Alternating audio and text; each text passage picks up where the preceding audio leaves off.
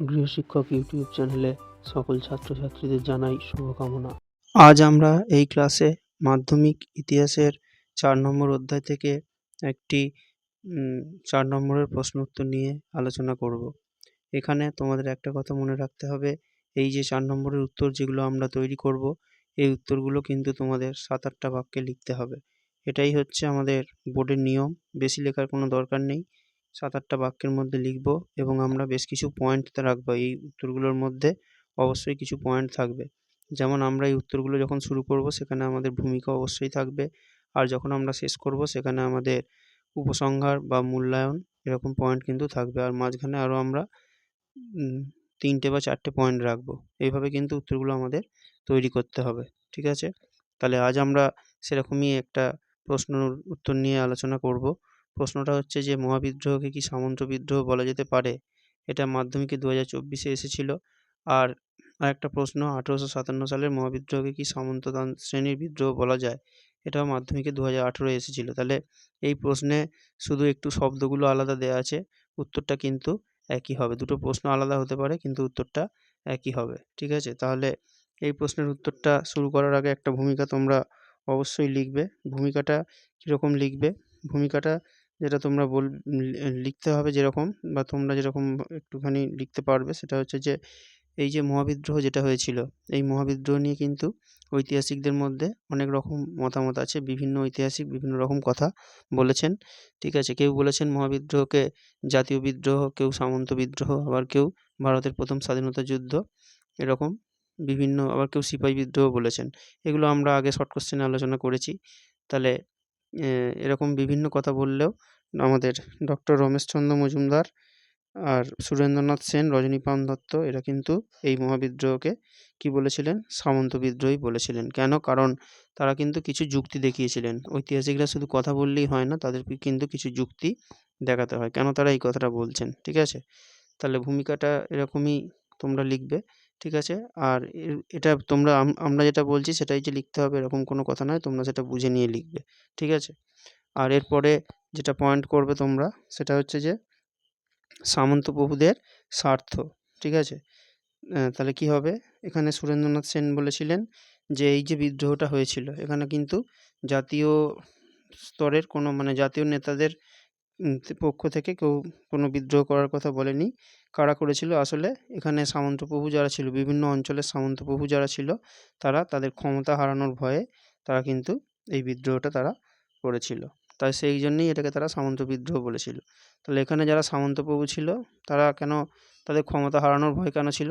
কারণ ইংরেজরা যখন 1857 সালে তারা যখন সিরাজউদ্দৌলা 1757 সালে তারা যখন সিরাজউদ্দৌলাকে হারিয়ে দিয়েছিল, তারপর তারা এক এক করে সব মানে রাজ্যগুলো তারা দখল করে নেয়। এরকমভাবে তারা অধীনতামূলক মিত্রতা নীতি বা শর্তবিলোপ নীতি এগুলো করে তারা উদয়পুর, তারপরে সাতারা, আরও যেসব জায়গাগুলো ছিল, আমাদের বাংলারও কিছু জায়গা ছিল, সেসব জায়গাতেও তারা কিন্তু এই তাদের শাসনটাকে চালিয়ে মানে তাদের শাসন শুরু করেছিল। এবং সেখানকার যারা রাজা ছিল বা সামন্তপ্রভু যারা ছিল, তারা তাদের ক্ষমতা হারানোর জন্য একটা ভয় পেয়েছিল যে তাদের ক্ষমতা হয়তো আর থাকবে না। ঠিক আছে? এবং অনেক জায়গায় তাদের ক্ষমতা তারা হারিয়েও ছিল। ঠিক আছে? এই বিষয়টা অবশ্যই তোমরা এখানে মনে রাখবে। মানে ঘটনাটা কিন্তু এটাই। ইতিহাস কিন্তু এভাবেই আমরা গল্পের মতোই মনে রাখবো, তবেই কিন্তু আমরা 4 নম্বরের উত্তরগুলো ভালোভাবে তৈরি করতে পারবো। ঠিক আছে? আর একদম হুবহু বইয়ের ভাষা সেরকম তোমরা কেউ লিখবে না। তোমরা পড়ে যেটা বুঝবে সেটাই লিখবে।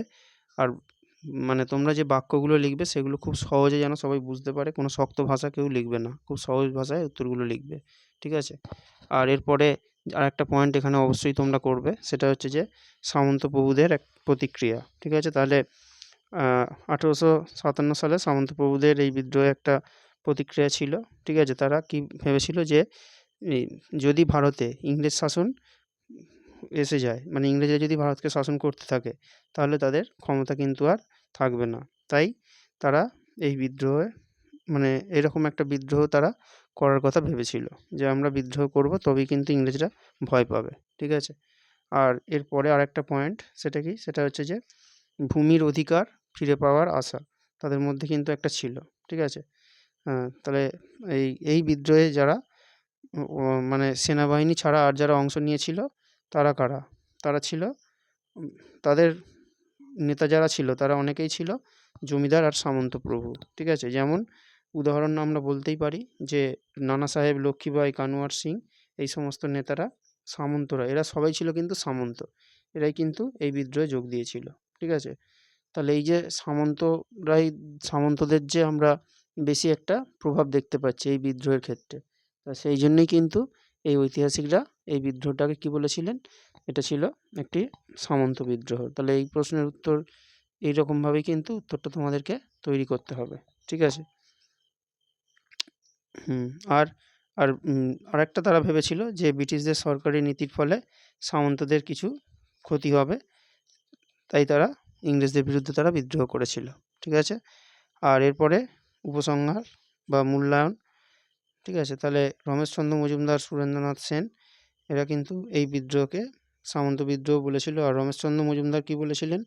রমেশচন্দ্র মজুমদার বলেছিলেন এই বিদ্রোহ ছিল সামন্ত শ্রেণীদের মৃত্যুকালীন আর্তনাদ, ঠিক আছে? এটা কারণ তারা তাদের ক্ষমতা হারানোর ভয়ে এই বিদ্রোহে তারা অংশ নিয়েছিল। এভাবেই তোমরা এই প্রশ্নের উত্তরটা তৈরি করবে। পরের ক্লাসে আমরা তোমাদের এরকম আরও কিছু 4 নম্বরের প্রশ্নের উত্তর নিয়ে আলোচনা করব।